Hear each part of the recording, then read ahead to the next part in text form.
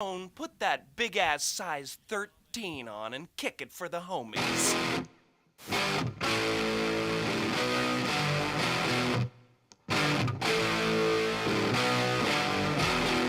Excuse me, I'd like to ask you a few questions. We would be honored if you would join us.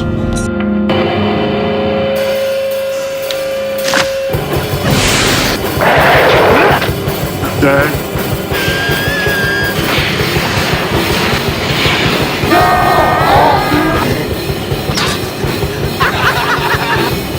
Drop it! Groovy. Alrighty then.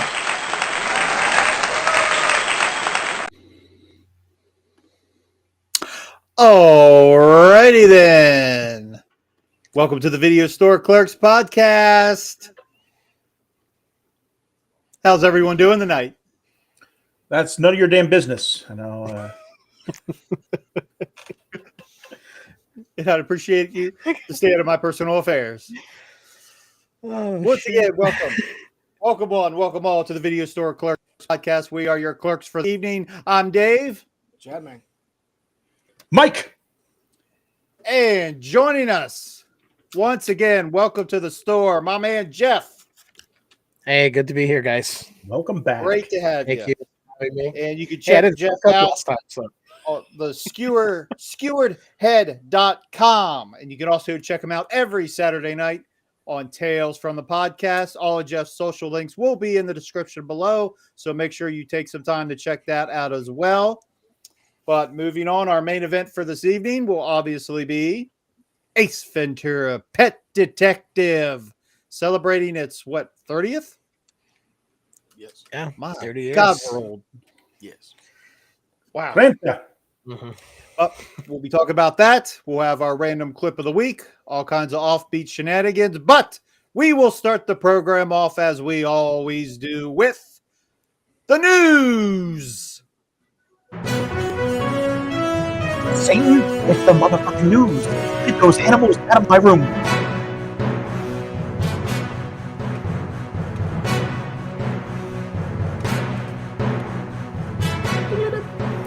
Hello, I'm Bill Bixby, coming to you live from a remote field in Alpena, Michigan, where there's been another Elvis sighting. With me is Tom Carter, who spotted Elvis first. Tom, tell us exactly what you saw. Well, Billy here found some Elvis droppings over behind Rose's Diner. When we got there, we spotted him in the dumpster. Well, I flushed him out, and boom, he took off like a rabbit. And now we got him cornered over there behind that tree. I see, and how can you be sure this is the real Elvis? Well, I know the king, and that's him. Good enough. Oh, man. You cut off the best part whenever you start shooting him with the fucking tranquilizer. I wish I could have the whole thing. Oh, that was so good. Oh, That brings good back memories. shit. I'm Bill Bixby. And starting with the weekend box office this past weekend, these are your domestic totals. Surprise. Coming in at number one, no surprise, Ghostbusters Frozen Empire took the number one spot in its opening weekend, bringing in $45 million. Rounding out your top 10, Dune Part 2 brought in another 18 mil. Kung Fu Panda Part 4 dropped to number 3, bringing in 17 mil. Dune and Kung Fu Panda have been neck and neck since they've both been released. Wow. Immaculate debuted at number 4, bringing in 5.3 mil. That movie with Mark Wahlberg that I never heard anything about, Arthur the King, came in at number 5. Late Night with the Devil debuted at number 6, bringing in 2.8 mil. I do want to check that movie out. I'm curious about that movie. Believe it or not, Imaginary is still hanging in there. Got lucky number 7 this week. Love Lies Bleeding came in at number 8. And this other movie, Cabrini. Anyone? Bless you. Me neither. And Bob Marley, One Love, still hanging in the top 10. Wow. Its total gross domestically is $95 million, so it did pretty good. Not too shabby. Not too shabby at all. And I mostly have bad news. Thanks. What else is new? And they all fall under the category of remakes and reboots that nobody asked for. Uh-oh. Oh, where to start? This is another case of remaking a movie that not only is unnecessary, but was already pretty damn perfect to start with. The Never Ending Story. A remake is in the works for The Never Ending Story. That traumatized me as a kid. That part with the horse, I just can't. Mhm. I can't do it. I can't do it. Love that movie though. This one though, I've know. always wanted my own Falcor. Oh yeah. Didn't we all? I still do. What the hell? Right? Mhm. Who remembers Ghoulies? Oh no. Duh. No, no. Oh yes, a whole new Ghoulies trilogy is in the works. I thought they called that Mean Girls. Yeah.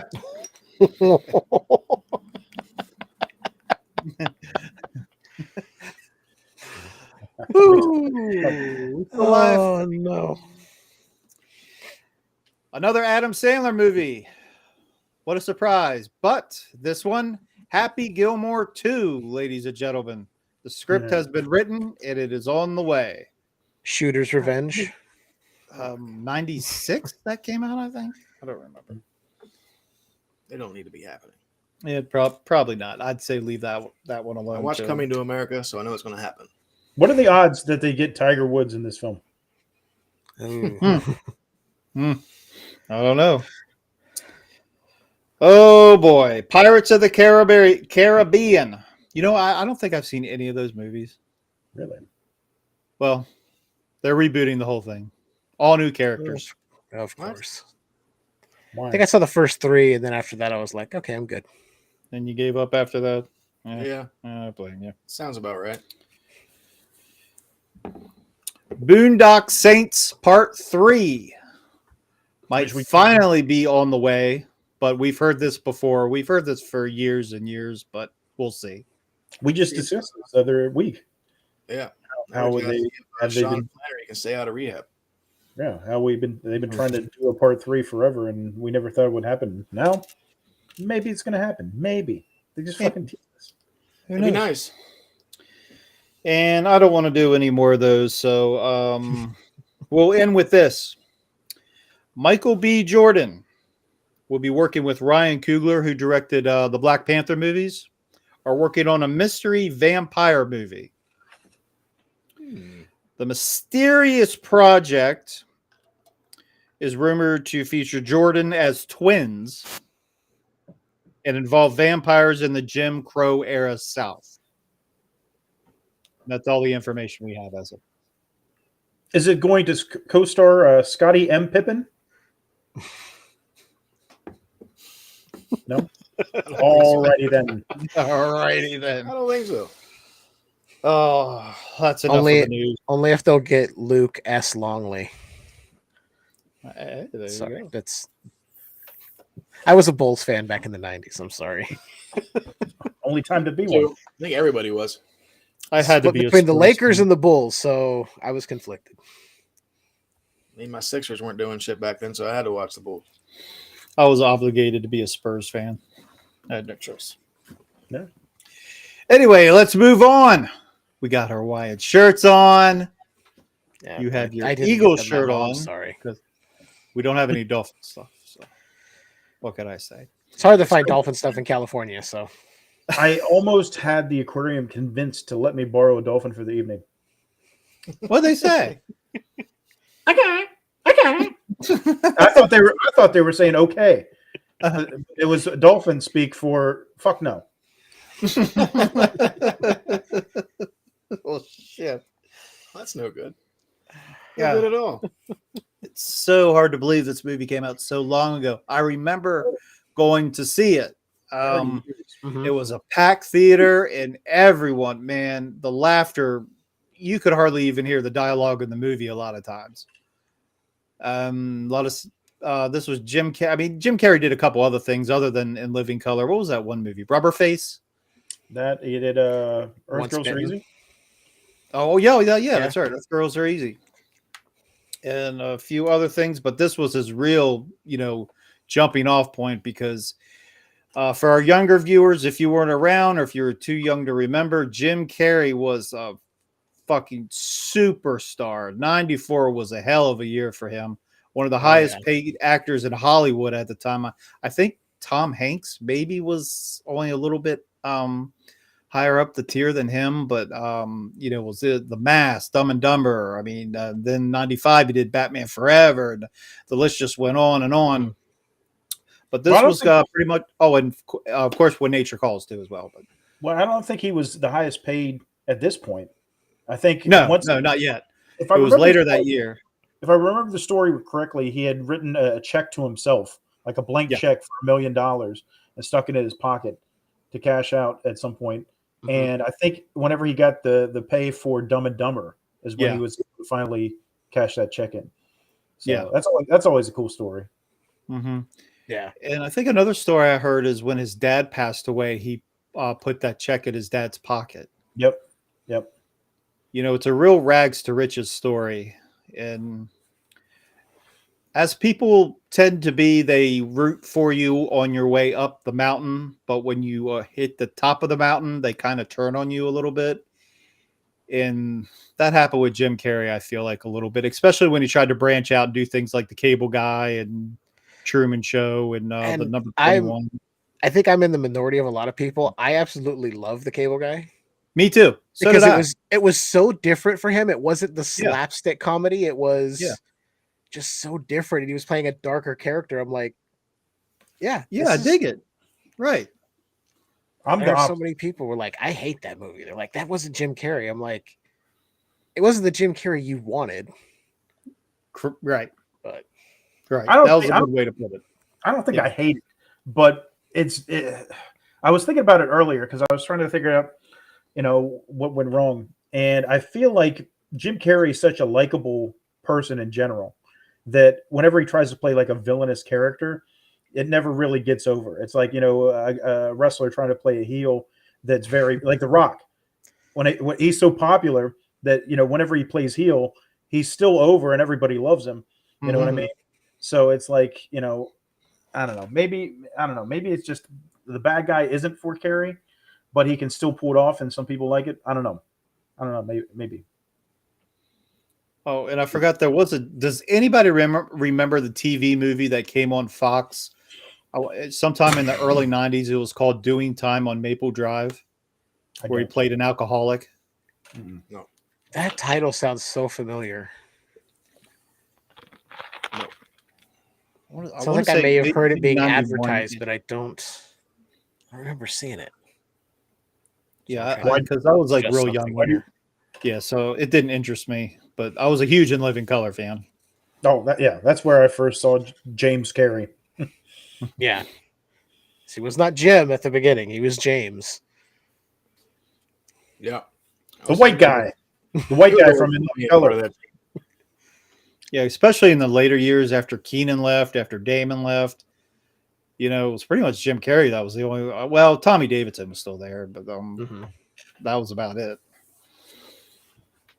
Yeah, because you had that cast just changing when the major Wayans left, and then like Sean and Marlon kind of stepped up, and Jim was so close to being on his way out.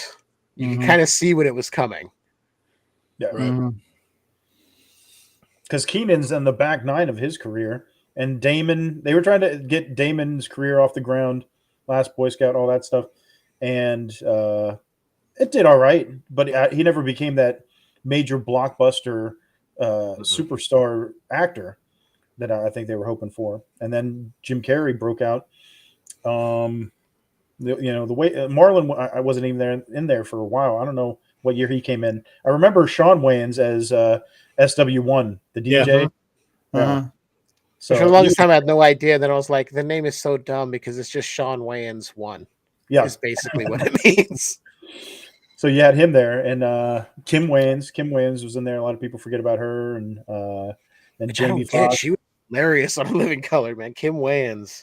Jamie Foxx and Always. Tommy Davidson and David Allen Greer. I always thought Damon Wayans and David Allen Greer were the two of the funniest guys on there. Men on Film. Oh yeah. Oh dude, God, Yeah, that was my favorite shit. oh yeah, 2 snaps. yeah. Because once Damon left, that left. Homie the Clown left. What was the Anton Jackson? Mhm. You know, he had a lot of characters many there. characters. Man. Oh God, you could do Handyman today. Oh no, I don't think he could do Homie the Clown today. Probably, you're probably Nah. right. I don't think you can do that show today. I got in trouble for wearing a Homie the Clown shirt to school. My parents bought one for me. They're like, "You can't wear that." I'm like, "He's not saying anything offensive. Yeah. It was just Homie the Clown." He said, "Homie, don't play that." They're like, "Yeah, Don't play you that. can't wear that anymore." What's wrong with that? Hey, but never underestimate the power of the handicap. Right. Yeah, wasn't that the message? Yeah. That was a positive message. I mean, how many handicapped superheroes do you get? You know, I know it's in jest, but hey, fuck you, handicap too. All right. Probably one of the few things you could do would be the head detective. I just was thinking. Oh yeah, the head detective. Yeah. Oh man, so many good bits and characters, man. I love that show. Romy. But, I mean, you know, this is where Jim Carrey really transformed himself into a major player. You know, it's like all the stuff that you get from Ace Ventura is like straight out of In Living Colors bits, where you know he's these characters and he does this physical comedy with so many, you know, Fire Marshal Bill. What was the muscle? The weightlifting. Oh, shit? Here in Milo. Yeah. Yeah. Yep. Oh, man. That is burned into my brain because I just remember Cracks me up. there was the Conan skit with him Yeah, tied up yeah. as her, and then there was the one where she's taking steroids and just a bottle and just something you could not get away with today. No. Um, Hello, cousin. But yeah, I remember when this movie first came out, Ace Ventura, everyone said it's the movie with that guy from In Living Color. Yeah. And then a short time later is when it became a Jim Carrey movie. But I feel like I've talked enough. What are your guys' memories of this classic comedy? We could probably quote it all night. I don't know. Like I said, you know, coming off the heel, like I knew him from In Living Color, so whenever I went and saw this, I was really excited for it. It wasn't like one of those things where people are like, "Oh, hey, the white guy from In Living Color is doing a movie." You know, that was always the thing. I remember that for some reason. Oh, people, it's weird how that works out. It's like the white guy from In Living Color or the black guy from SNL, or you know, like They have names. Yeah, why does it have to be that way? But whatever. So, you know, I was already hyped about it going into it. And I think for me, this almost has to be my favorite Jim Carrey movie. Because it's like, if there was anything that came close, it would be Dumb and Dumber. But that's, you know, with him and Jeff Daniels, it's a two-person deal there. And this is a film that Jim Carrey carries on his own completely. So as far as it being a Jim Carrey film, I think this is probably my favorite.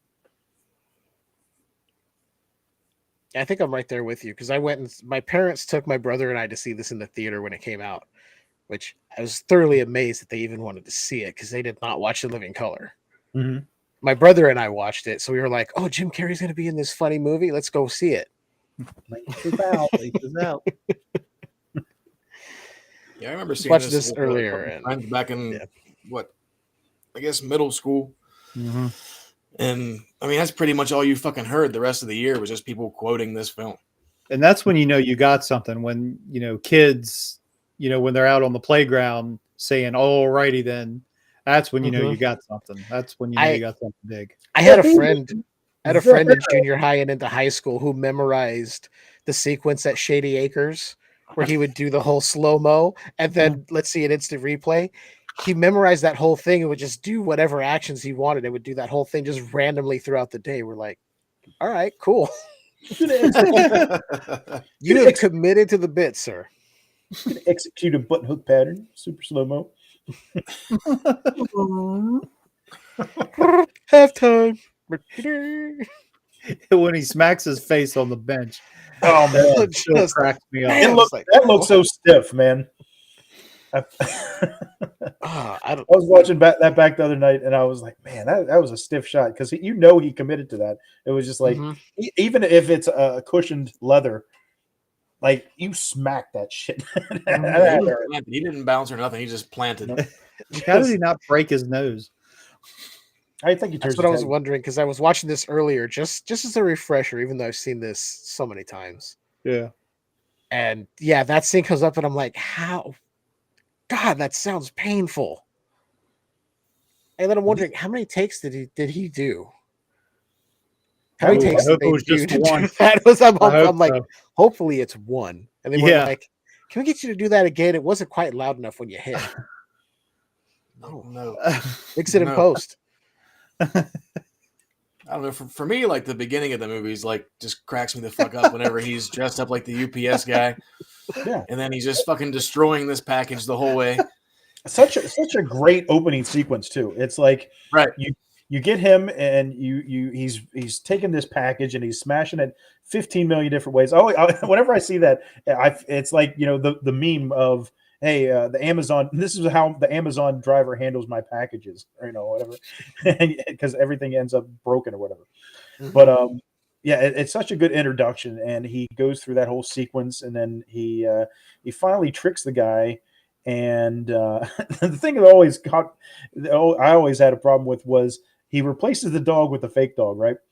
And the guy had to close the door.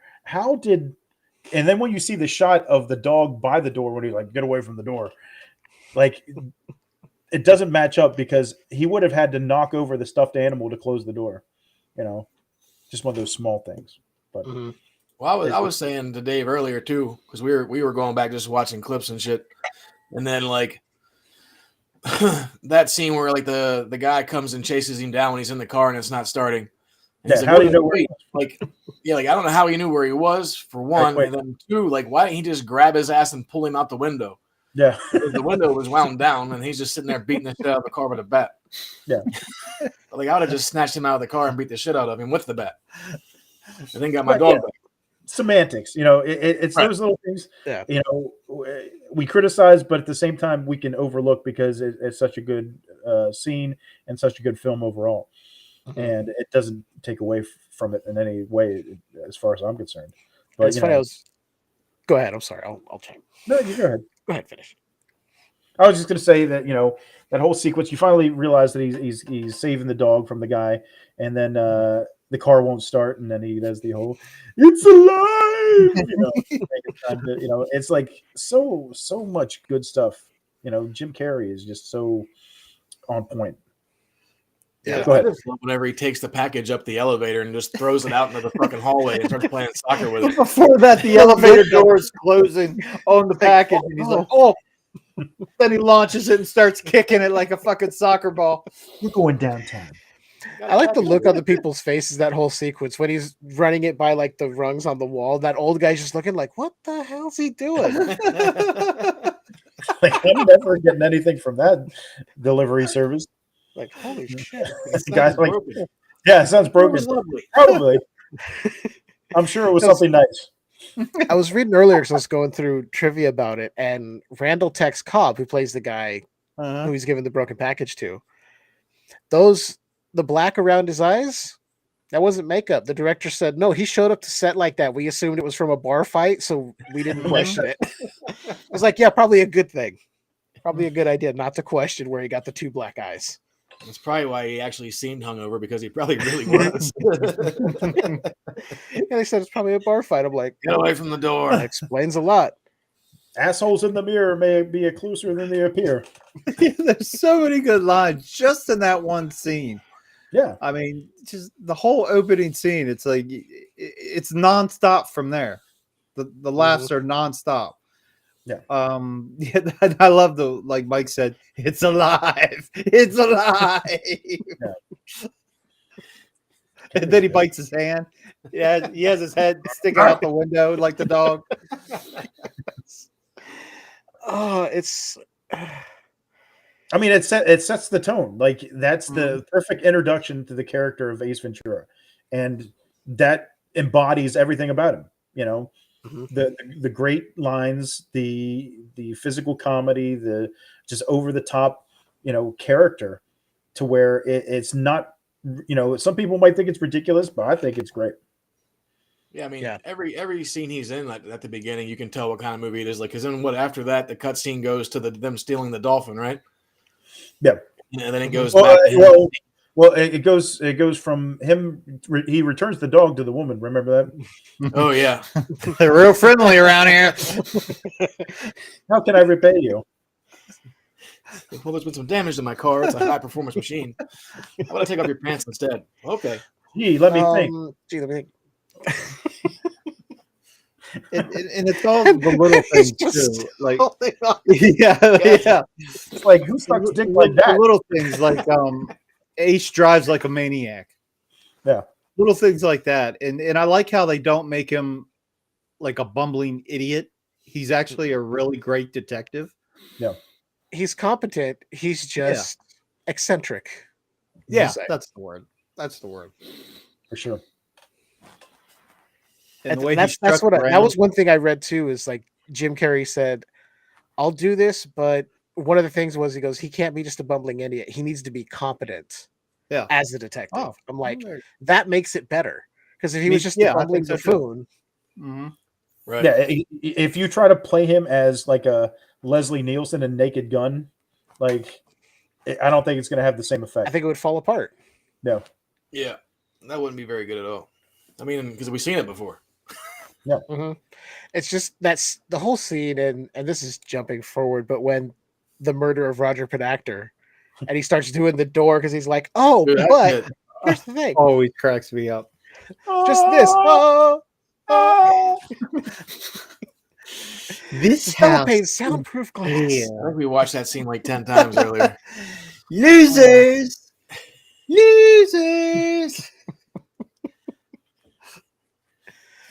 I always like the chicka dance scene too, though. Whenever he's just like, Ventura, yes, Satan.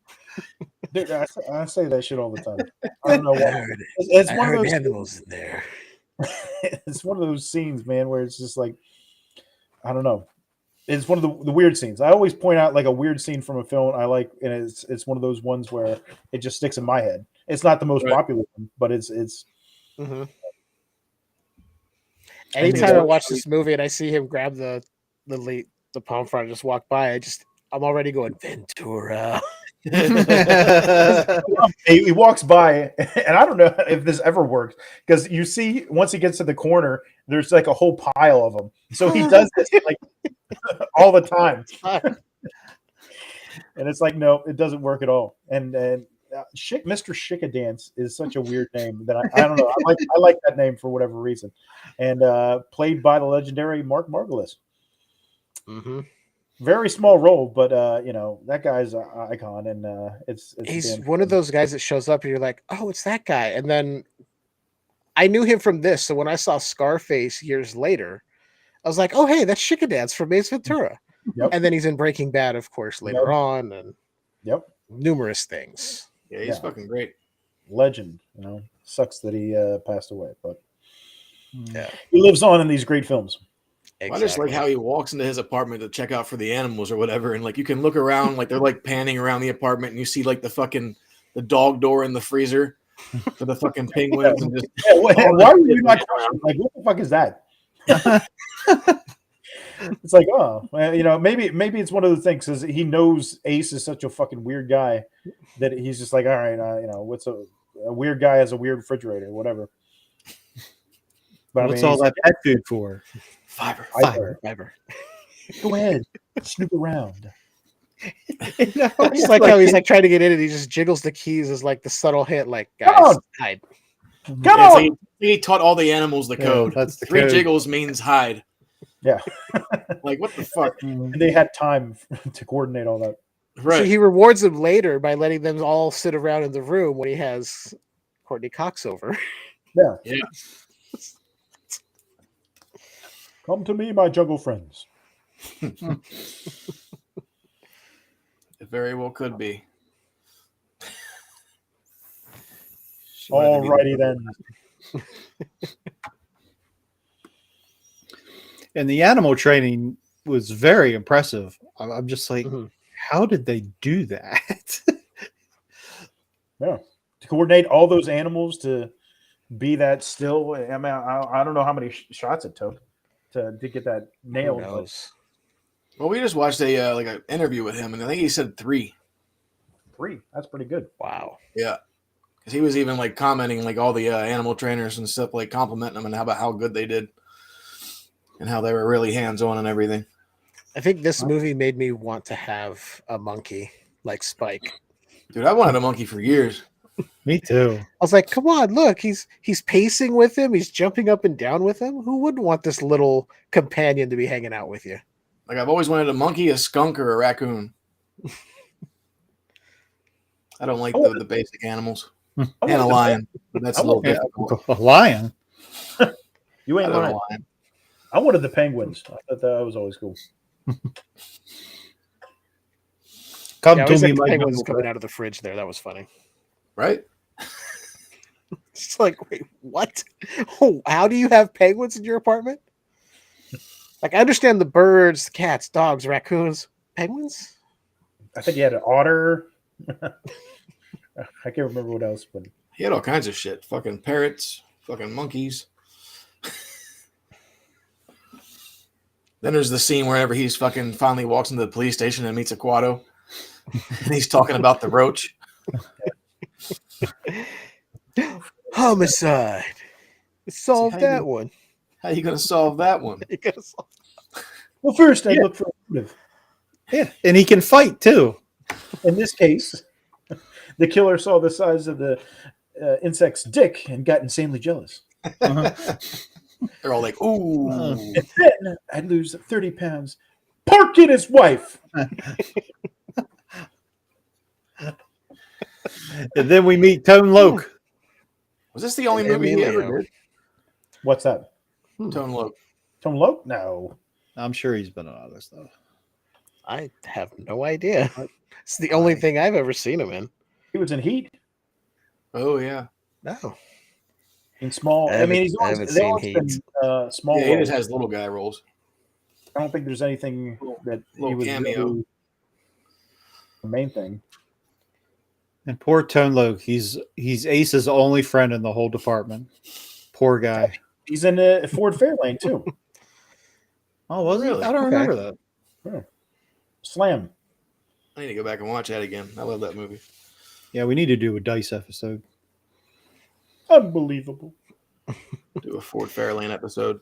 Have Dice on it. I don't know if it's good that Emilio is Ace's only friend or bad for Emilio that he's Ace's only friend in the department. Yeah. Probably bad. I don't know. I mean, he does spend a lot of time talking to Ace's ass. Do you have a mint? Whenever I first saw that show, and I was like, "Okay, that shit cracked me the fuck up." Like, I used to get in trouble all the time doing that shit at the house. Yeah. Like, my mom be bitching at me, trying to get me to do chores and shit, and I'd be like, "Hey, Thank you for your help. I need to ask you a few questions." Coming off the wall, chasing me around the fucking house. I always like it when he goes, "What's the matter? Don't want me to make a stink?" You happen to have some banaka? And when he's sitting in the chair and Tone Loc says something, and then he's like, "Oh, now you pissed him off. I can't control him." You made him It's angry. so good because the physical comedy makes you think, oh, he's really got something back there that wants to speak. No, it's just that good. Right? And only he could do it. Like, I think who did we say was supposed to be? Rick Moranis. Like, that would have been funny, but it wouldn't be the same. I was Judd reading Nelson? too. I saw Alan Rickman. Yeah, at one Alan point. Rickman was another one. It's like- Whoopi Goldberg was another one. Which wouldn't. I was never a big Whoopi fan. Whoopi. I was think thoroughly the only one that might have confused by worked Alan would be Rickman. Rick Moranis, maybe. But I don't think he would have brought the same kind of charisma that Completely different movie, but yeah. Like, he probably would have just played the dumb detective. They would have went that route. I'm sure They would have been like, just be Lewis Tully. Right. Yeah. It's like, no. I don't know. I might have still been sold on that. Lewis Tully, Pet Detective. Pet I accountant. turned up my TV so that they would think there's something wrong with both of our TVs. Okay, who brought the dog?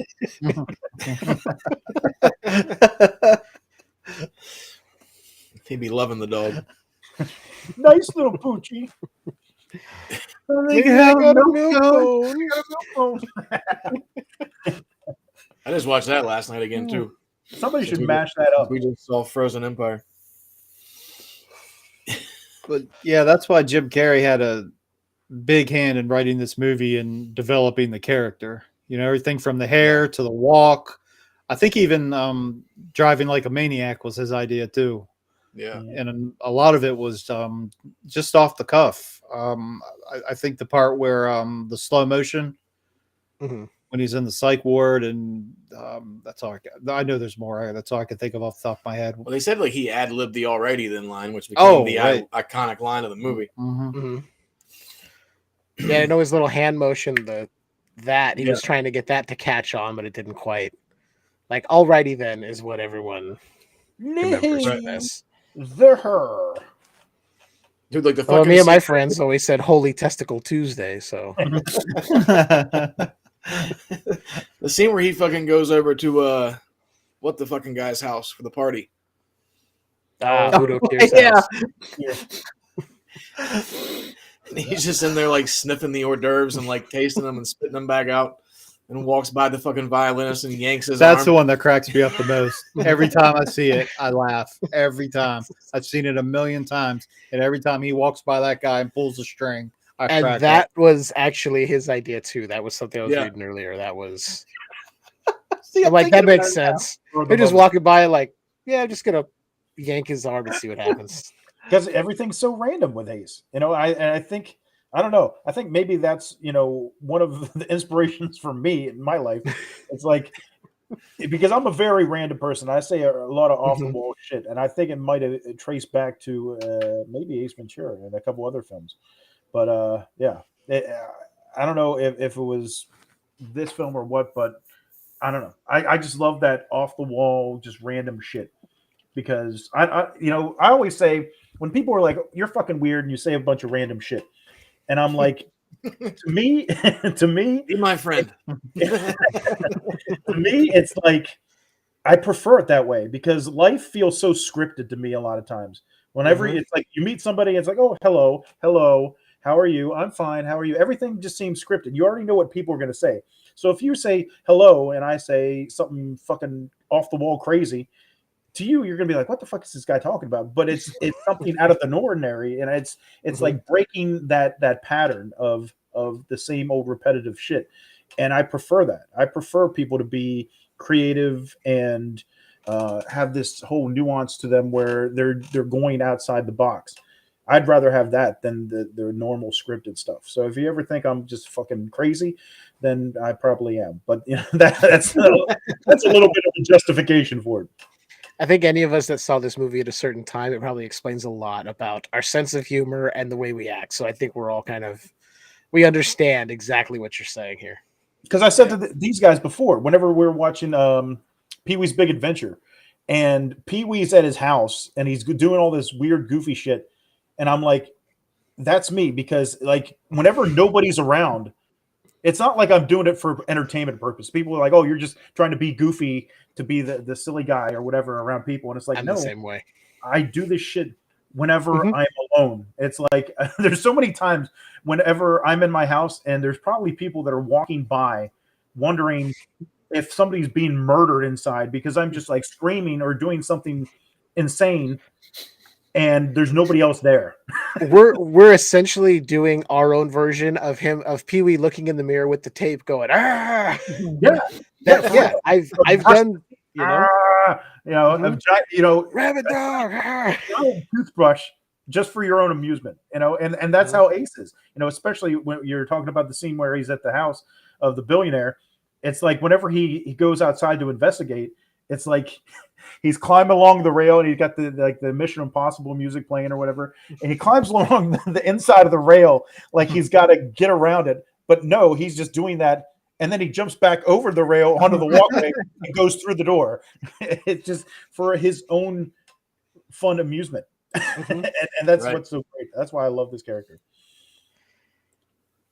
Yep. Authenticity. That's it. Dom will vouch for me. I think me and Dave could too. Yeah. Oh, yeah. We've known you for a small minute, like 20 some 30 years. The ship is too big. If I walk, the movie will be over. The man in the restroom. If I'd been drinking out of the toilet, I might have been killed. That scene too, when he fucking smacks his pocket. That one gets me too. Yo, that shit. Every time go in there. It's just like the sound effect too, just whack. I think the water hits somebody. Yeah. It hits one of the people that are waiting for the bathroom. And it's like everybody just, the look on everybody's face is they're just totally disgusted by this person. Like who is this? Fucking. And then he walks out, he's just soaked head to toe after the encounter with the shark, and they're all just like, I love the fact that his pants are just torn to shreds. Like, what happened? I'm so sorry, Mr. Ace. I'm so sorry. I'll have the plumbing checked immediately. Like, not why the hell are you soaked and why are your pants ripped? What were you doing wandering around my house? It's I'm so sorry. Well, then you can't forget about Courtney Cox either, because I mean, even in that scene, she's like, I don't even care why your pants are halfway gone. You could have cost me my job. Oh man, it's so good. I don't even know if anybody else could play her role, to be honest with you. I think she killed that shit. Yeah. I mean, it's you could tell that they have good chemistry, and it's like she comes across as somebody that's naturally charmed by him, you know, not somebody that's like, oh, this guy's a fucking nut job wacko, like I don't want nothing to do with him. Like she, just like us, like the audience, you're enamored by him and you love the character, so you just, you know, she automatically falls in love with him. There's a natural charisma he has, and like that whole sequence where he's telling her about the dream with the dog, and he's going, yeah, if you look, I woke up, and then he does that at the back of my head. And the fact that she like plays it or gets scared but then plays it off and laughs, and then you're like, yeah, okay, he's got you just right there. That's whatever he knew. He knew. I shouldn't be alone. I don't think and it's then the safe. music starts playing. He has that look on its face. So she goes 3 times. He goes, I'm sorry, that doesn't usually happen. I must be tired. Okay, I'm ready. Like, you just might be an animal, sir. Arr. I haven't actually watched this in so long. Like going back and watching it, I was fucking cracking up. I was laughing so hard through the sequence of him trying to figure out who had the ring with the missing stone. Just every time they cut to the track and he's trying to catch that guy. Yep. Or when he's in the bathroom, he's looking over. You see Skeet Ulrich? Yeah. That was a reenactment of Chuck Nasty and Skeet Ulrich. We love you, Chuck. The one in the shower where he just leans in to take the punch and he's like counting all this stuff. Yeah, he's counting. Damn. I like when he's hiding in the mailbox and Don Shula goes to mail a fucking envelope and he just gets his arm yanked in. Then he looks in there and he's like, ah. Oh. It reminds me of that scene from Gremlins when one of the Gremlins is hiding in the mailbox. Yeah. I was just thinking like how much that would fucking freak you out if you went to like mail a letter and someone just grabbed your arm and there's somebody inside the fucking mailbox. I'm surprised. Mailbox elf. I'm surprised. That should be a YouTube video or a shitty horror movie. You know, no, well that too. But like, Return to sender. You always see these. Yes. You always see the TikTok videos and everything like that with the jump scares and everything. Like, just have somebody hiding in a mailbox and grab your arm randomly. I don't know. I don't know if mailboxes even do that anymore because you don't really stick your hand into the mailbox. That's what I was wondering too. I'm like, nobody. Why is he sticking his hand so far in? I'm like, okay, it's got to be for the scene, but I'm like, usually if I'm opening it and just kind of throwing the letter in. No. I'm not Yeah. sticking my hand out inside fucking- there to see. And I He's got think a even And I think I look even- in with a fucking lighter. yeah, He's like, I think the modern mailboxes even they don't even have you can't even open them. They're just a little slit because people were for that opening reason. up and stealing mail. Oh, I thought it was because they were afraid somebody was hiding in there. Not maybe That's why they all look I'm different. afraid Jim Carrey's in there waiting to check your rings. two birds with one stone. They said, "Hey, we'll get the people that are stealing mail, and we'll get the people that are hiding in mailboxes, grabbing arms for random stones." We gotta find someone small enough to hide in the mailbox. Alrighty then.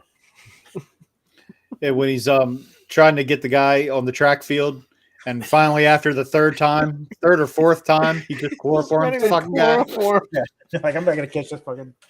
It's like the first time he's running and he's like, I got no chance. And the second time he's like right next to the guy, looks over and is like, nope, and just bolts, takes off. He's like, I just like whenever he's all like looking like a little kid too, and he goes to get their autographs and he has all that acne. all the and shit. pimples on his face. Like why do you have to do that? I'm pretty sure if you just showed up and got an autograph that they wouldn't question you.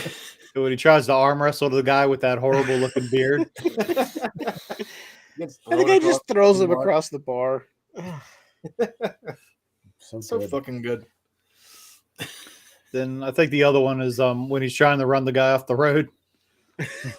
And Hey, tough guy. he's there counting them.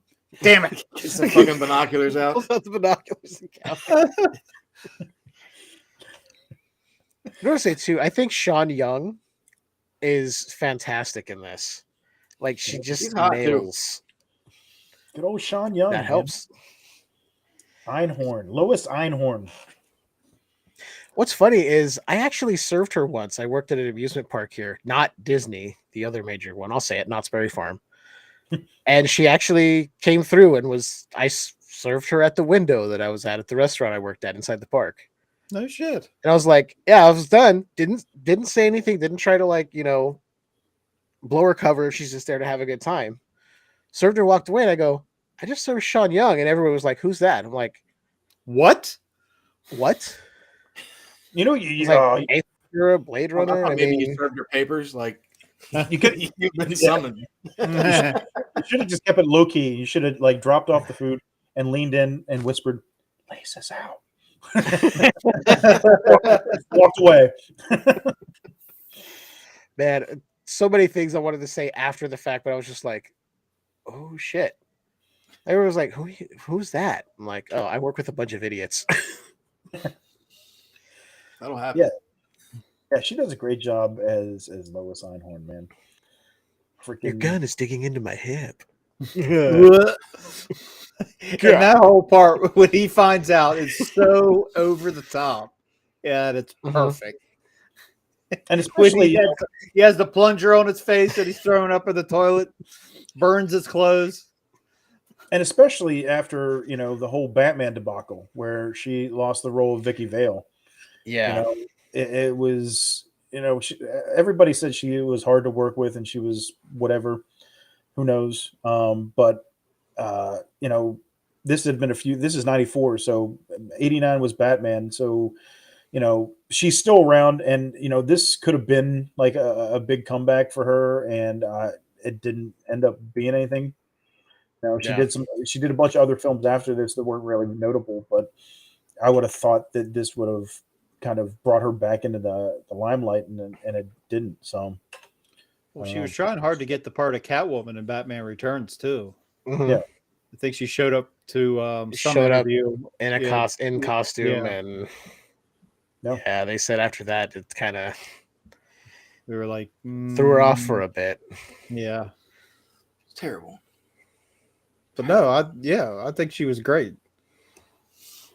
It's the fact just always just angry with Ace, and now I watch it and I'm like, I see why, because Einhorn knows how good Ace is at his job and is eventually going to uncover, and just wants to get through with whatever the plan is.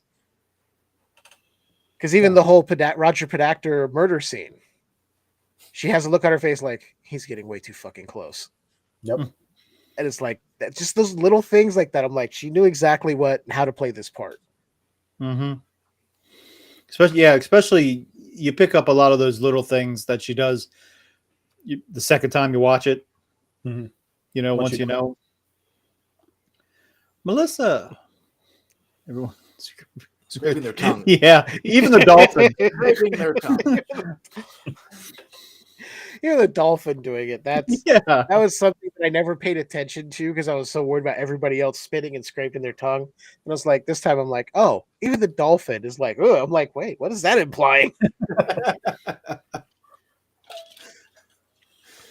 He loves that goddamn fish more than we do. You really do love animals. If it gets cold enough. And without Dan Marino, we wouldn't have found out. Dan Marino seemed like such a nice guy in this movie, but I've heard some horror stories about him. Isotoners.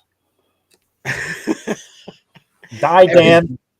Every time I see the isotoner scene, I'm like, yeah. And then wasn't OJ not too long after this a spokesman for isotoner, or right around this time too? Like, ooh, not a good time to be a football player and working with isotoner, apparently. Laces out, Dan. I love the actress playing Ray Finkel's mom. She's like, laces out. Oh God, that whole scene was great too. Him getting the shotgun in the face and just having to recite everything. And then her being like, what are you doing? And she's grabbing the gun. Ace is like trying to dodge and she's waving. It's too good. The cookies, the cookies. He's like, look, they're little footballs. Laces out. Good old Alice Drummond, man. It's funny because we just saw a Frozen Empire, and then I went back and I was watching Ghostbusters, and she's the librarian in the original Ghostbusters too. So she's been around a long time. Well, I mean, but are you in fact menstruating right now? What does that have to do with anything? Back off, man. I'm a scientist. Reminds me of the time you tried to drill a hole through your head. That would have worked if you hadn't stopped me.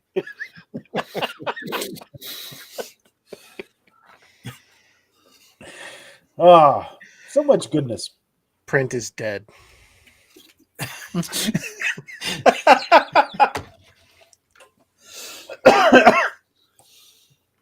Oh God. So many good ones. Troy Evans is Roger Predactor. Another scene, another one of those scenes where I say it all the time. It's another one of those ones like I was talking about with Shake a Dance earlier. Whenever Predactor first meets Ace, and they're saying, he's like, you came highly recommended by Martha Metz. He's like, Martha Metz. Oh, the bitch. And Predactor's reaction. I just love this. At everything in the film. Mm-hmm. His reaction, he's like, what? So shocked. Yeah. What? The bitch. Pekingese, Highland Park. Half dead when I found her. Excuse me.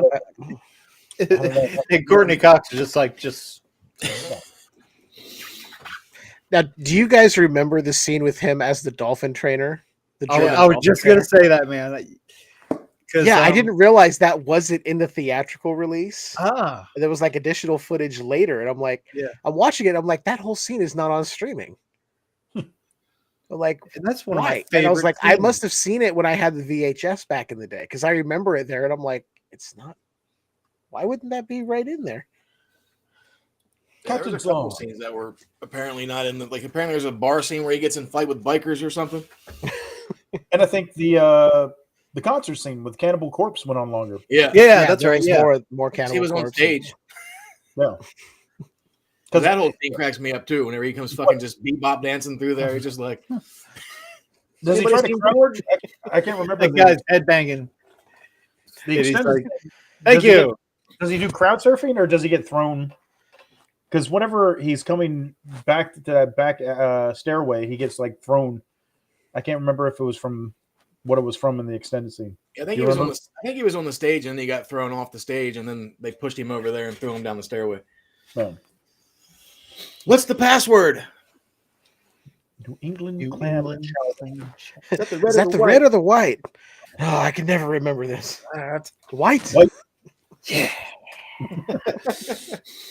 And now you played that. I completely forgot about that skit from In Living Color, but the guy, the one we played earlier for the news, the guy that he was interviewing is the him. Woodstock guy. Yeah, Mhm.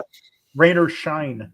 Or what, I don't know how you pronounce his name, but that's the same actor from the. I just realized that when that clip was played before we came on, I was like, oh, that's when him. that clip was played. I was like, oh, that's the same guy. Yeah. Hey, St. Francis. Come on, Ace. I thought you had a challenge for me. Man, Put no it in the shit. movie. You can quote the whole goddamn film, Yeah. like start to finish. And we were talking about that the other day after we saw Ghostbusters. You know, Frozen Empire. We had a good time with that, and it was a fun film and all. But it's one of those ones, you know, even with the Afterlife and you know, just a lot of the films recently, they just don't make the cut. You know, it's like you watch them and then there's nothing really memorable about them. You might remember bits and pieces or whatever, but it's not like you go around quoting it or anything like that. Like, you know, there's so many films that we grew up with that we can quote almost the whole damn film. And now it's like, no, I barely remember certain scenes, let alone quotes from films. Yeah, So- and I absolutely adored Afterlife, and there's a few things I can remember. I've only seen it once. It's like even after the first time I saw the original Ghostbusters, things stuck with me. After seeing this Ace Ventura movie, things stuck with me. It's like certain ones now, if they don't hit that certain factor, you're not really remembering. You may walk away loving that movie, but some of them just aren't as memorable. It's like as they what we grew forgot. up with. Yeah, it's like they forgot what the formula was for like one-liners and comedy, to where, you know, you got to get the catchphrases, you got to get the one-liners that people are going to remember, and it's easy for the, you know, it's like, alrighty then, you hear it so many times in the film, and it's so fun that you can come out of the film and be like, alrighty then, and just say it all the time. You don't have to remember a whole monologue or anything like that. It's those simple catchphrases, one-liners that people can remember and instantly say as soon as they leave the theater to their friends. And, you know, for whatever reason, they just don't have that in today's film. Yeah, there's so many that are like that too. I mean, the last Indiana Jones movie, I couldn't quote one line from that movie, I don't think. No. And yet again with the same with Ghostbusters. I bet all four of us could sit right here and do Ghostbusters beginning to end. Shit, me and you've done Ghost or Back to the Future. Oh, Back to the Future. Yeah, Back to the Future. That's just through text messages. Mm-hmm. Oh, I had a buddy and I who this is different. It's not the same as those, but we were driving somewhere and his car didn't have a radio, so we just basically did lines from Friday back and forth from beginning to end. Yeah, we just quoted Friday the entire time, and that's an easy one to do. And nothing else. And it's crazy because, you know, there's so many, like Naked, all the shit we review, Naked Gun, Spaceballs, Spaceballs, Caddyshack, Fletch, so many freaking films that we can quote, and like in the last 20 years, I don't know what the fuck I can quote. I don't know. It's like I remember growing up, and a lot of my friends didn't see it, but I saw Monster Squad, so I was always saying Wolfman's Got Nards, and they're like, "What is that from?" Yeah, but I'd feel the same way because I didn't see Goonies as a kid, so they'd quote something from Goonies, and I'm like, "Don't know."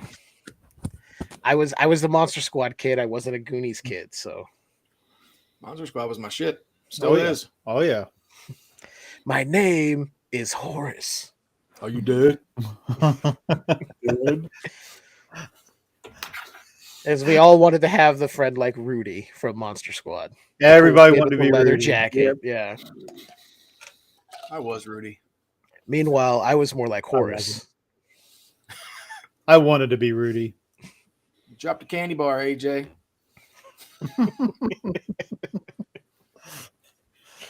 Maybe we should do a separate show where we just do this. Call it quotable notions. Do you remember that time in that movie where they said it was just like Chris Farley on SNL? That was cool, man.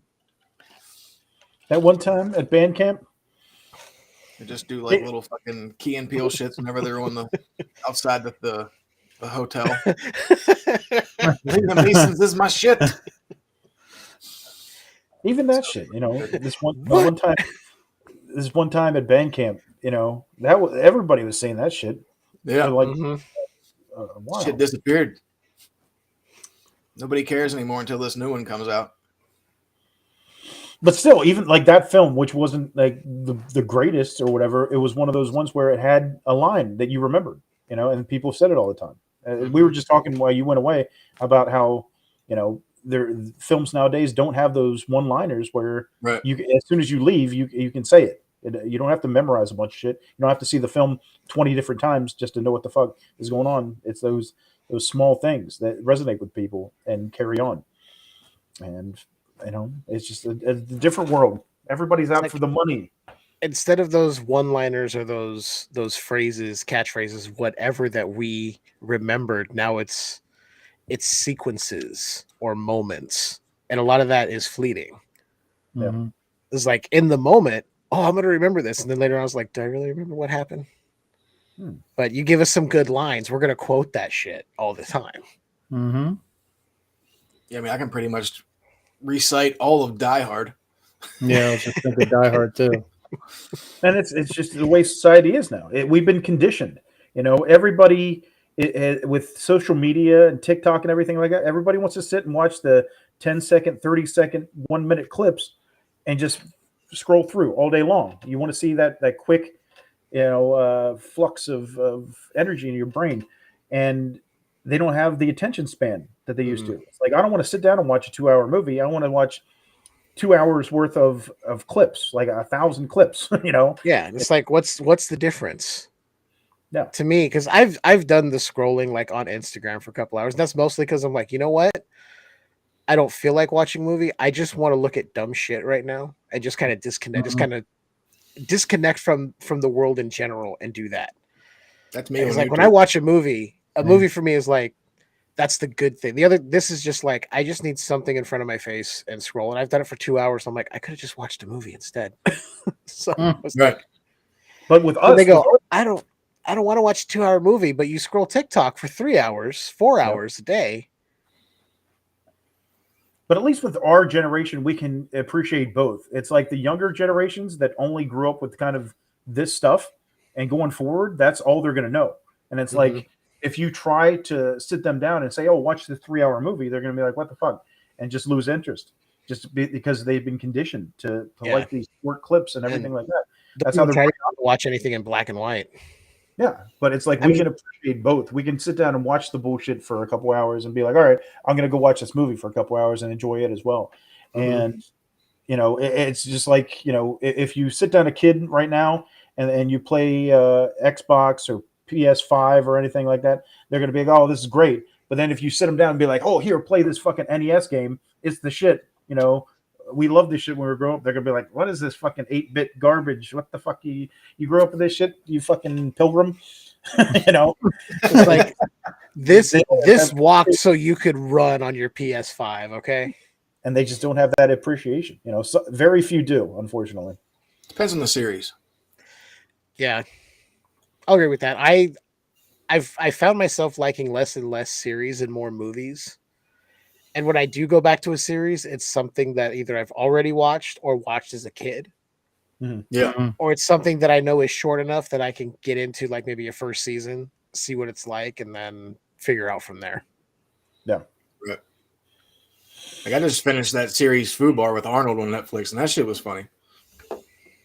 It wasn't bad. It had like that True Lies feel to it, and Tom Arnold's in it.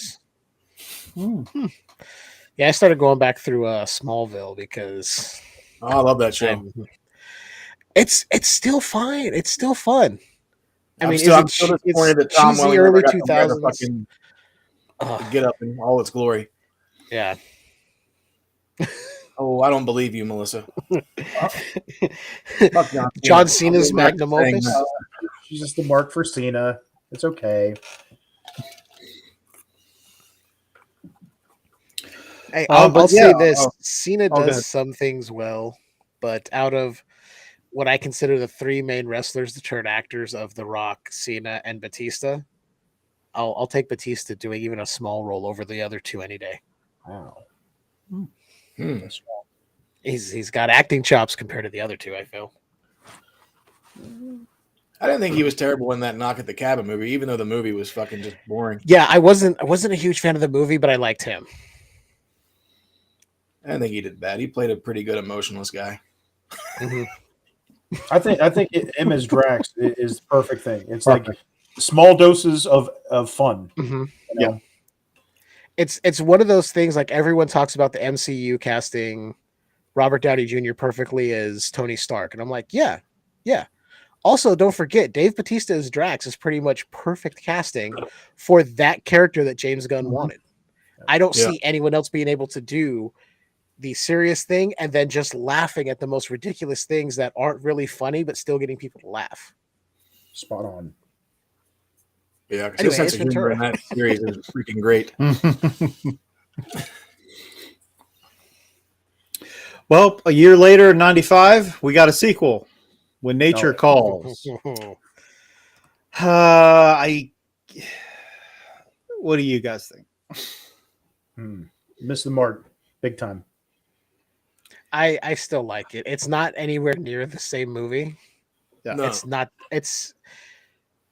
It makes me laugh. It's a slightly different version of Ace, but I still laugh at it. It has its moments. I'll give it that. Yeah. But I think it's one of those things that people kind of learned the hard way. It was like once you had Ace Ventura come onto the scene and it really shot Carrey into the stratosphere, I think everybody kind of expected Carrey to be a certain way. And that's why you see how Jim Carrey is in present day and how he's just a completely different person in general. Because it's like when you are a comedian and you're on all the time, like Carrey was, like if you go to parties, if you go to any kind of social thing, and all people know is you acting like your characters from In Living Color, you acting like Ace Ventura, you acting like the cable Do guy. the thing. Say the thing. Say the thing. They're expecting that out of you all the time. Yeah. And I think Jim Carrey, he even said in an interview, he felt like he was playing a character named Jim Carrey in life, and that he always had this. Everybody had this expectation of him, and I think that's what it was. Okay, we're just going to point a camera at you and you do your thing, and you can't do that. And that's what I think When Nature Calls demonstrates. It's like, yeah, Jim Carrey can have this ad lib moment or do stuff off the cuff and be funny. But if you just try to get him to be a certain way all the time, or just, here, point the camera at him and go, it's not going to come through as well. And then I think that's why Pet Detective is such a superior film, because you have the groundwork, you have the writing of not only Carrey, but Shadyac and Jack Bernstein that lays out a good story. It's like, like we were talking about with the opening sequence, with him just, being the delivery guy, doing all this stuff. You have the physical comedy, but it's telling the story. It's introducing the character. It's telling you so many different things. And the story moves along in such a good way where everything makes sense and it's not hard to follow.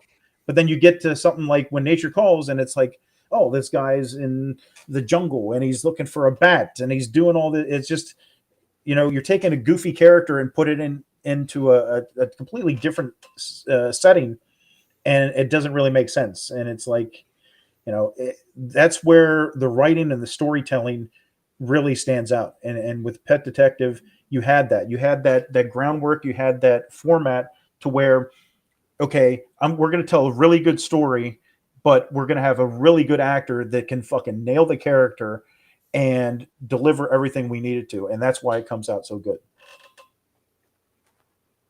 Yeah, I didn't hate When Nature Calls. I like the part with the rhino, and I like the part with Tommy Davidson.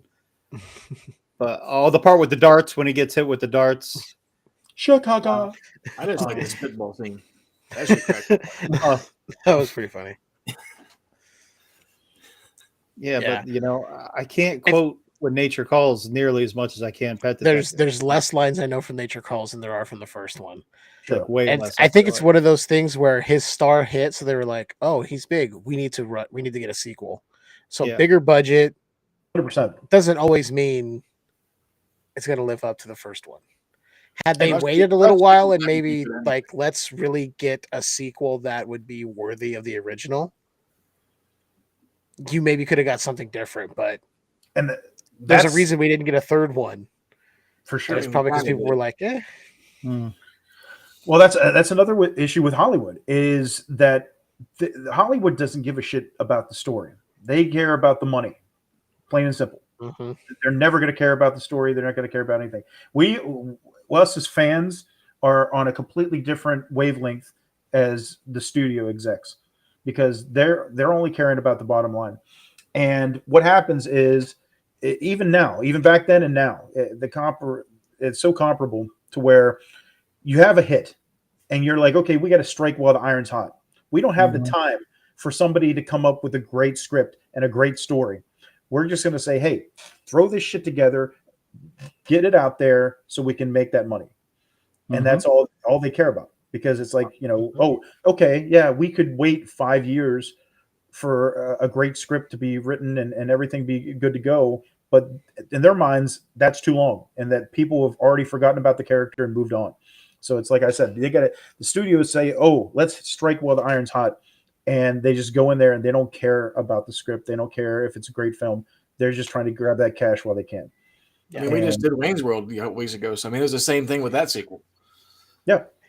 And it's very few and far between where you actually, I mean, it makes sense because if you wait 10 or 15 years, the audience isn't going to be there or it's going to be a lot smaller than what you hope for. So it's like, okay, you might do a decent box office, but you're not going to capitalize off the success of the previous one because it's been so long.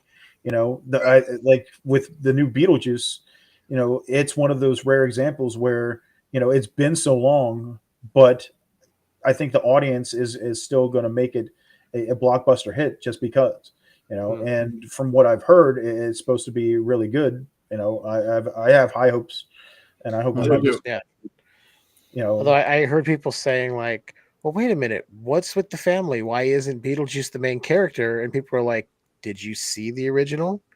He's not in it that often. He's not in it for that long. Yeah. Like the point of the movie is he's in it when he's in it. That's it. Yeah, he probably has 30 minutes of screen time in the first one. I think somebody said it was I think they said it was 17 minutes, maybe even a little less than that in the original. And like for all those parts you remember, for that little bit of time in that movie, it's like it makes sense though because it makes it more. I think it makes it more meaningful when you remember those parts. So if they're able to do that with this sequel and give us enough to make us happy, but enough to make this maybe a memorable follow up, then they're going to be good. Plus, they've got most of the original cast back, so and minus the creeper, which I'm fine with. Yeah, I think he's dead from the trailer. That looks like that was. That's what it looks like, and I'm like, that's fine. Makes sense to me. That's fine. We did mention that. We mentioned that in the beginning at the news. Yeah. Boondock Saints 3, Boondocks harder. Whatever happened is that Ortho guy still alive? The guy from Demolition Man? No. He's not alive anymore either. Glenn Shaddix passed away several years ago now. That's a bummer. Yeah, I would have preferred him come back than right. But it doesn't look like we got Gina Davis or Alec Baldwin either. So that's going to be. I didn't expect them to come back.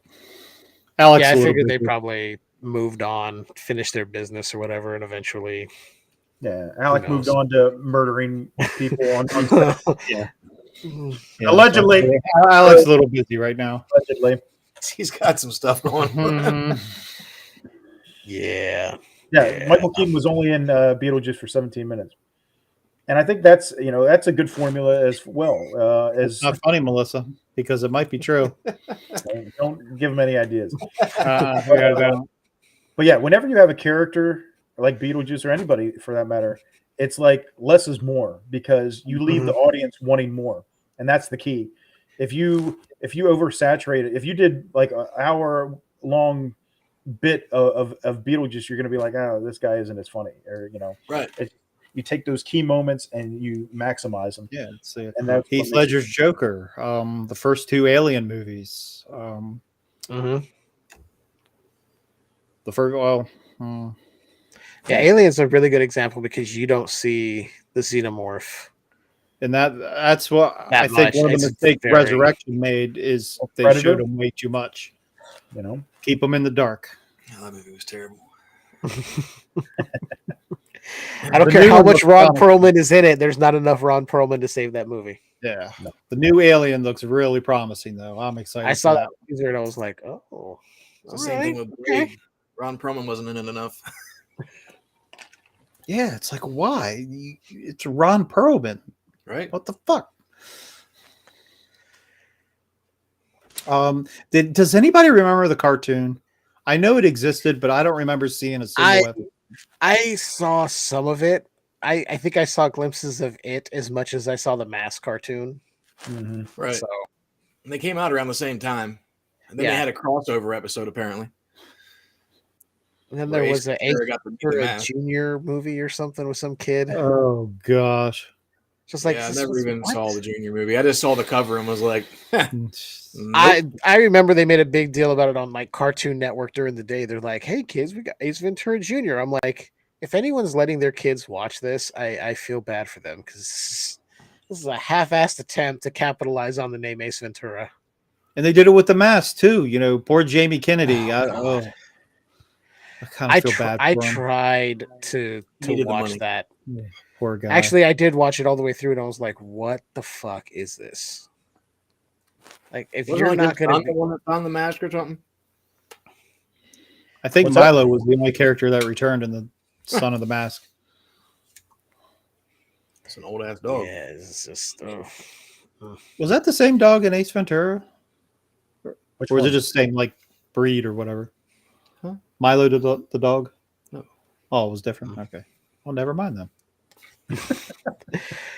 I want to say I think a lot of Jim Carrey's career is kind of similar to like a Robin Williams, a guy who's known for being funny Yeah. and zany and wacky. Yeah. And then when they do something serious, everyone's like, "Oh, Yeah.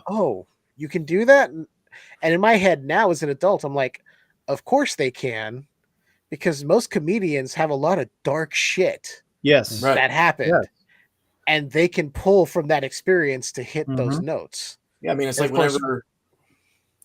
Well, it's like whenever like the number 23 came out, and then also like with 1 hour photo, Mm-hmm. like just fucking off the wall. Yeah, Yeah, it was there- like there's nobody gave it a chance. all those examples. Insomnia. Remember Insomnia with Pacino and Williams? Oh yeah, Mhm. It's just like, I don't know. They're okay, but I think the audience is just kind of, weird about it. Even with Sandler, whenever he did Punch Drunk Love, and what's the the Jewels? What Uncut Gems. Uncut Gems? Yeah. I think those are really good. I enjoy those films, but a lot of people are just turned off by them because it's not the Sandler they're hoping for, and it's like we mentioned earlier. And that's what kind of bugs me with Sandler, because he'll do something that's serious. People go, "Oh, I don't like that version of Adam Sandler. I want funny Sandler." And then he does a comedy movie, and you're like, "I don't like this version of Adam Sandler." The same people. I'm like, Yeah. It's yeah. and I get yeah. Sandler can be divisive. I like the early Sandler movies. I'll say it. They're dumb fun. Happy Gilmore, Billy Madison. I saw him at a time where I was like, I just liked watching stupid comedies. I still do. They are not my art. And I actually think Grandma's Boy is funnier than a couple of those, but then again, I do like stoner humor at times. Nothing wrong with that. Yeah, I remember seeing Dead Poet Society with Robin Williams and kind of as a kid and just kind of going, "Oh wow, Mork is actually a really good actor." Yeah. Right. He And was then a people were like, great "Oh yeah, that." But then I see like people were giving Robin Williams credit, and then like you said, certain movies are like, "I don't like that. You're not funny." It's like, well, that's the point. They're showing they have range and are more than just Patch Adams. yeah. They're more than just the guy to make you funny. Right. They're trying to show you they have more to them than that. It's like you're Me? not just Peter Pan or fucking Popeye. Well, to me, with Jim Carrey, I think it was the Truman Show that really, and I enjoy the Truman Show. Yeah, me too. That's really good. And it's just a different Carrey. You know, he has still comedic chops in that, but it's not the zany, crazy shit that you were used to. And I still think it came out great. Yeah, if you want the zany, crazy Carrey, probably a few years around that same time, just watch Me, Myself, and Irene. Yeah, it's wacky, crazy, zany, slapstick Carrey. Mm-hmm. Truman Show is him playing the straight man, but still getting some comedic things in there. Yep. But it's a different performance, and I really enjoyed that movie. I had not seen it for. It's kind of like my wife had me watch it. I was like, wow, I was blown away. Whenever we were talking about like Jim Carrey and his life and how he thought he had to act like Jim Carrey, like Melissa was even saying like his real life was kind of like the Truman Show. Mm-hmm. Yeah, I'm a very paranoid person, so I probably shouldn't watch that movie too much. That's a weird one. But it's a great movie. I always feel so bad for actors when they get typecast like that. Like Ed O'Neill.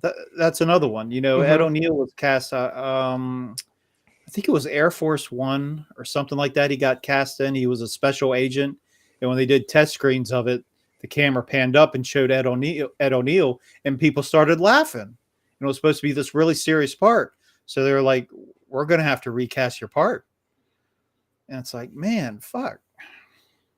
Because he's another really great actor. And David Alan Grier, like he's a classically trained actor. Mm-hmm. That's why David Alan Grier, if you go back and you want to see a somewhat serious, and it's a little over the top, watch the first Tales from the Hood. And his segment in that movie. Great movie. He is a dark character. That's not meant in any. My phrasing there might have been a little bad, but he's not funny. He's a bad guy, and he plays it well. It could be seen as a little over the top, but it's not In Living Color, Men on Film, or blind guy sitting with his guitar singing songs. It's abusive piece of shit. Here you go. He's the monster. Want a song about it? Want to hear it? Here it goes. He's the monster. Mm-hmm.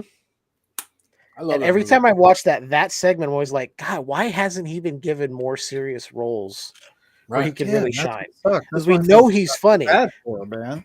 Yeah. It's like that movie was like, play the monster and show everybody what you can do. Let them see that you're actually trained as an actor who just happens to also be really funny. Yeah, that guy didn't get enough. Like I was saying earlier, he was one of my favorites on In Living Color, and it's like, even Blank Man has other guy. Oh man, Other Guy. That's such a great nickname. It's Blank Man and Other Guy. That's good. You don't appreciate how good that is as Other Guy until you watch it as an adult, and you're like, yep. I didn't have time to bulletproof yours. What? Oh man, you go back and watch that. The amount of confidence that they get shot. Like what? Oh, I haven't seen that in years. I'm gonna have to watch that. I watched it a few weeks ago. Actually, that's what's funny. Come on, J5. There's so few actors that make the transition. Like the only one I could think of off the top of my head that made that transition really well would be Bruce Willis from comedy to action. Sylvester Stallone tried to switch to comedy. It didn't work out. Arnold had twins, but other than that. Yeah, I think they were like, that worked, but let's not push it. Yeah. Yeah. Like, I mean, nobody's going back and watch, what was it, Rhinestone or whatever? Oscar. All the way? I always liked Oscar. When I was a kid, I liked Oscar. I haven't seen it since I was a kid, so I don't know if I'd still like I watched it as a kid, and all I could think was like, this isn't Rocky. This isn't Rambo. What are you doing? I don't find this funny at all. That's a very pretentious child. Then I found Rocky 4 on TV. Trying to win a competition in this. What the fuck? Over the Top's a great movie. I love that movie. Lincoln Hawk. No, it's got Terry Funk also, so it can't be too bad. Right. R.I.P. Terry Funk. Forever. Is there anything we didn't touch base on Ace Ventura? It probably is. I just can't think of it. I mean, we didn't really talk about the part when they're on the dock and he strips her down. Strips her down. Big old Mr. Knish. Which I saw that. I was probably, was I 14? Probably seeing that in the theater, and I was like, oh. And then that happens, and I was like, oh. Wait. The worst case of hemorrhoids. I was like, she was hot up until then. What happened? And, Now and I'm that like, the music from the Crying Game was playing, which I didn't get because I've never. Have you guys ever seen that movie? I've never seen it. No, I got it later when I knew there was the movie The Crying Game and what it's about, but I haven't seen the movie. So at the time, I'm like, what is this song? What? Yeah, why do they keep playing that? Miramax. They played it twice too. It was when he was the shower, his shower scene, and then at the end at the docks when everyone's going, Shit's so funny. But that's like the whole thing. That's why it's not offensive because it's so over the top. His reaction is so over the top. And I was thinking about that because I was like, offensive. oh, could this be taken the wrong way? And sure. I think because you just have a person who has lost any sense of their sanity and reality, and they're so hell-bent on vengeance for what happened to them, they're going to the extremes to enact that revenge upon Dan Marino and the Dolphins. So I'm like, it's not someone trying to change who they are. It's someone doing the most extreme things to get to achieve their insane goal. So like, it's really not the same as some other things. So yeah, it was 10 years after the fact. I guarantee that there's somebody sitting out there saying, oh, why is he getting so grossed out from kissing a man? Blah, blah, blah. You know, whatever. I think it's more just like, oh, wait, what? It's that guy doing that whole thing. There's more to it than just, oh, it's a dude. I think there's a whole lot more to that and it's also a ridiculous comedy at the same time. So yeah. Right, but there's people going to be out there and they look at it and they're like, "Oh, he's a big homophobe," you know, and they're going to try to look into it and make it into something else. And it's like, no, it's like I hate to say this, but I'm actually surprised that the TikTok generation is not trying to cancel Ace Ventura already. You know, then you're taking it the wrong way. It's like just watch a comedy for. It's not Revenge of the Nerds. I don't know why people can't realize, you know, okay, yeah, that's how shit was back in the day. That's how, you know, shit was even worse generations before us. And it's like, hey, fuckheads, guess what? We had to go through that to realize that we're dumb shits saying dumb shit and doing dumb shit to get to where we are now. You can't just fucking come out the gate and know everything. You have to go through things and realize when people get offended, when people get hurt by things. You say, oh, okay, now I realize and I acknowledge that. Now we're going to move on as smarter people. And instead of everybody, oh, let's fucking cancel them. Let's burn them to the ground. They're pieces of shit. No, you have to fuck up in order to fucking realize that you're a fuck up and move on and learn from it. You know? Yes. Yeah, that's it. It's like people aren't just automatically going to know how to maneuver through life and know everything and know how other people are and everything like that. It's all about respect when it boils down to it. And you could go through and you could pick apart every film going back from 2000 to whatever, from the beginning of time. All the songs, you can sit down and analyze songs. What the fuck is this guy saying in the song? Is he talking about rape or whatever the fuck? You know, that's just how it is. You know, it's like bring it back to Monster Squad real quick. I remember people saying they watched it and they're like, kids didn't talk like that. I'm like, oh, the hell we didn't. The hell we didn't. We probably called our friends worse names for sure than what they were calling each other. I'm sure, way worse. I'm sure I had way a thick worse file shit. in like middle or in like elementary school and in like high school. Like my grandmother and my grandfather would tell me some jokes that I probably shouldn't have repeated in school. Yeah. And the wrong people heard. And next thing you know, mom's coming to school. So like, and I see, I'm like, they're like, oh, I don't know if that's a kid's movie necessarily. Monster Squad. I'm like, it's totally a kid's movie. Your kids are saying shit like this around their friends when you're not around. Yeah. or at least the modern day equivalent to what that was. Because I know me and my friends were saying shit to each other like that. No. What up, Jeff? So yeah, fucking chill out. All right. Yeah, Ace Ventura is a great movie. So watch it if you haven't seen it. Life is a work in progress for everyone. So learn from your mistakes, be respectful, and fucking be happy. That's the key to life. I will say I kind of had a personal epiphany moment for the show I do, Skewer Universe. We just recently watched The Elephant Man. Okay.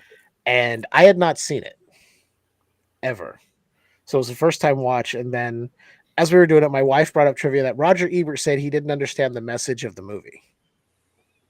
I'm like, it's pretty clear that it's basically holding a mirror up to everyone watching it going, do you really think you're a good person, or are you kind of a piece of shit that's treating people a certain way? I was like, Lynch put the message right there. It's obvious.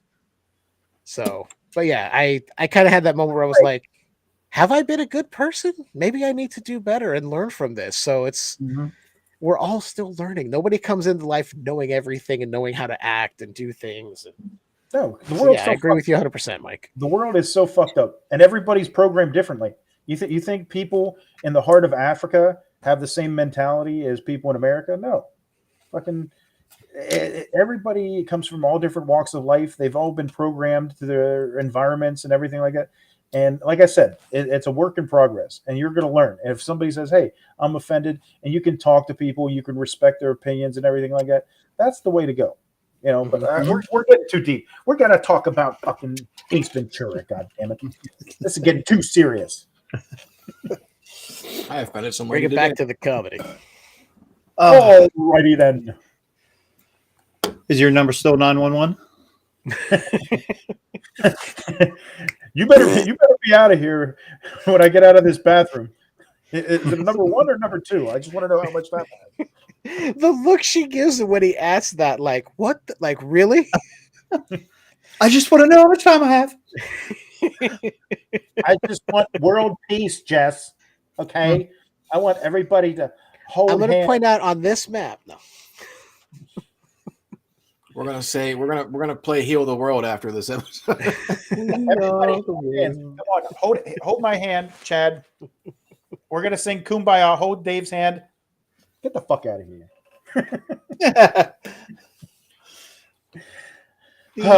World. Well, final thoughts on Ace Ventura. It's fucking great. Oh, it's such a fun fucking movie, man. Like I said, it was to laugh. It was the thing. It was the thing that kicked off his career. You know, it shot him up to superstardom.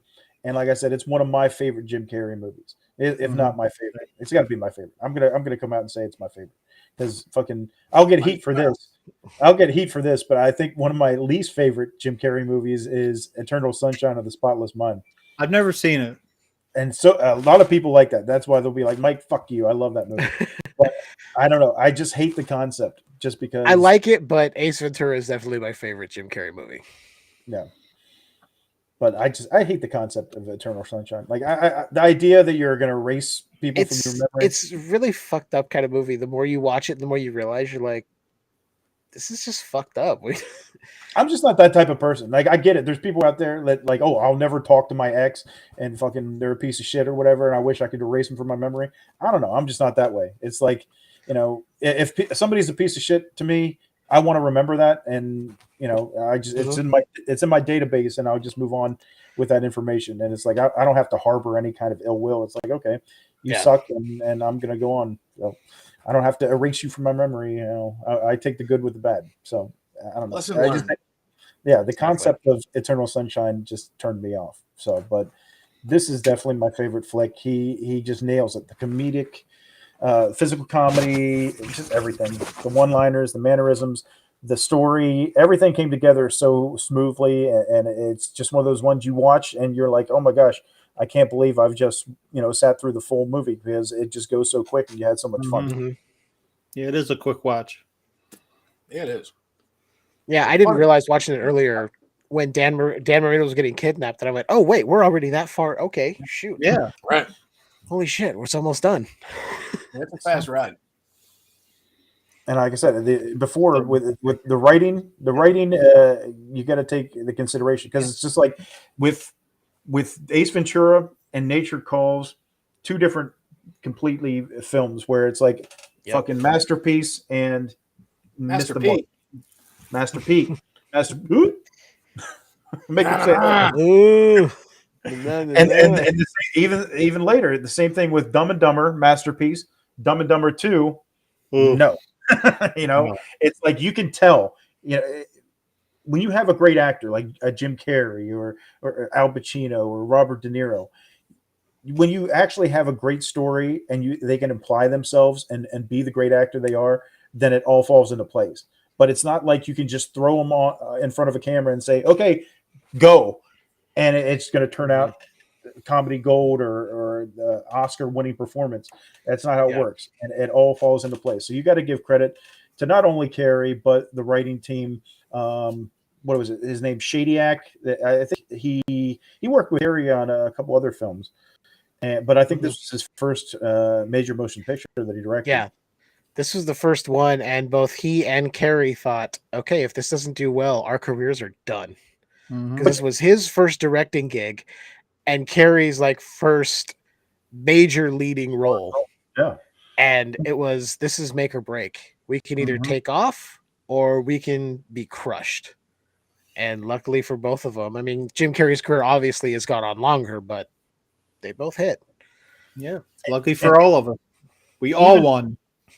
Even earlier today, a short popped up on my YouTube, and I watched. It was like a comedians roundtable, and Jim Carrey was talking about this film and saying how Siskel and Ebert, like 3 days before Ace Ventura premiered, they put out a write up saying this was the worst film of all time, and Jim Carrey was like one of the worst actors of all time, and just completely buried him.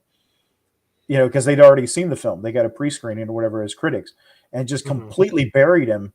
And then like 20 years later, they did a whole episode honoring him and saying how they were wrong and how they didn't realize what they were seeing. So, to that older audience, it was probably like, oh, this is goofy, weird shit. And they didn't get it. But for us, it was like, oh, this is great. We love this. And I think, with them going back and being able to say we were wrong, that's a testament to how great of an actor Jim Carrey is. And this is, the one that kicked it off for him. And what a great career and a great actor. And, I can't say enough good things about this film. Yeah, it was a different time in comedy. Like it was our generations of comedy. You know what I mean? We were just into the goofy shit. Yeah. Yeah, because even just a few years before this, you had like stuff like Naked Gun, which I absolutely love. Right. It's different, but there's still that slapstick there, just the goofy, ridiculous. I mean, go back to even like watching Airplane, which had ridiculous shit. I mean, we were quoting National Lampoon's Loaded Weapon 1 the other day while we were eating dinner. I have to watch that again because all I remember is it's the obligatory button the moonlight walk. Whatever he said, I'm like, what the hell is happening? Such a fucking goofy ass good movie. Oh man. Oh, all right, there you go. Ace Ventura, Pet Detective, highly recommended by our clerks. But before we take our leave for the evening, it is now time for our random clip of the week. Let's see what we got this week. Oh. And I swear to God, if you ever touch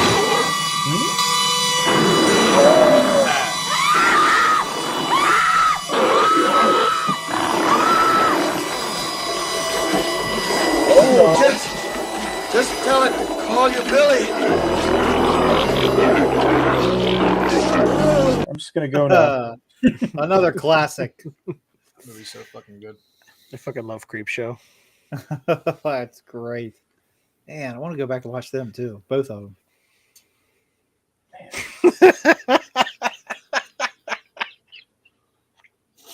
I didn't think it ever got old. Me either. No. I still do it. He was doing it earlier. Some people say I've always done it, but Get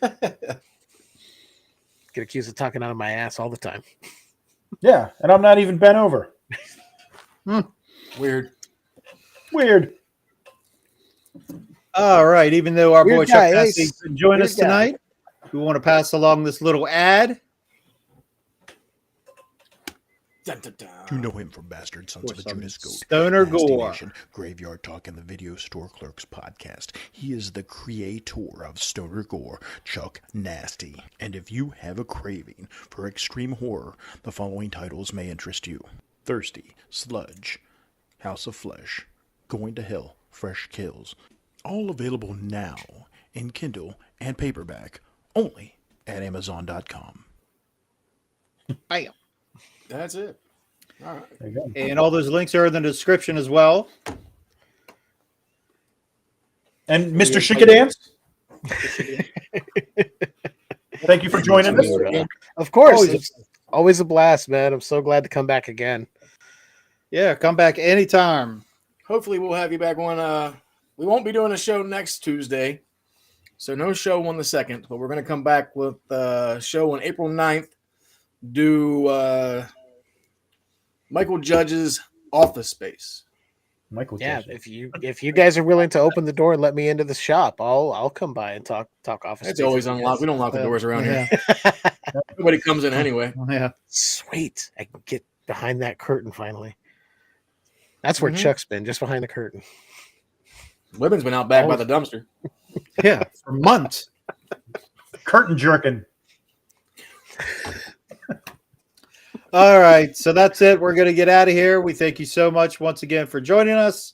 We're your clerks. I'm Dave. Chat, man. Mike. And our man, Jeff. And Jeff, Yes, sorry, yeah. I was He's like, I'm spacing out here. I don't know.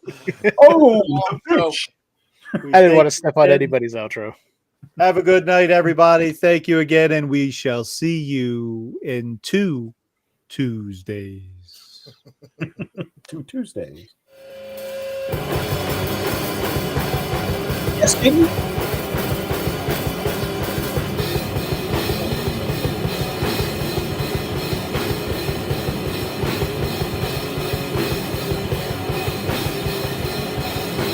Oh, then.